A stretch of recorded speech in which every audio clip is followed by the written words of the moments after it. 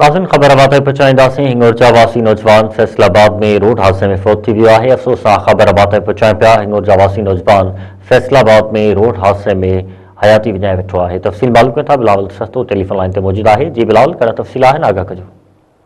जी बिल्कुल, फैसलाबाद मोटरवे ते ट्रालर ऐं कार में टक्कर लगण सबब कार सवार हुंगोरजा वासी नौजवान तारिक मेमण जेको आहे थधे ते फौत थी वियो। संदसि जेके ॿ भाइर आहिनि उहे सख़्तु ज़ख़्मी थी पिया। ज़ख़्मियुनि ऐं फौतीअ खे फैसलाबाद इस्पताल मुंतक़िल कयो वियो।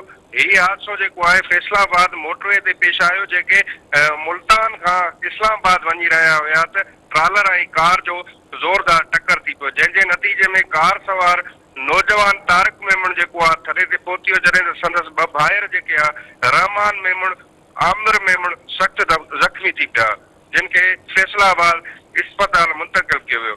वाक़े वारी हंधि मोटरवे पुलिस पहुची ट्रालर खे पंहिंजे तहवील में वठी छॾियो, ड्राइवर खे गिरफ़्तार करे छॾियो आहे। आख़िरी तलान ताईं रोड हादसे जो को अहिड़ो केस दाख़िल न थी सघियो आहे। जी बिलावल साहब, तव्हांजी महिरबानी तफ़सील ॾियण जे लाइ।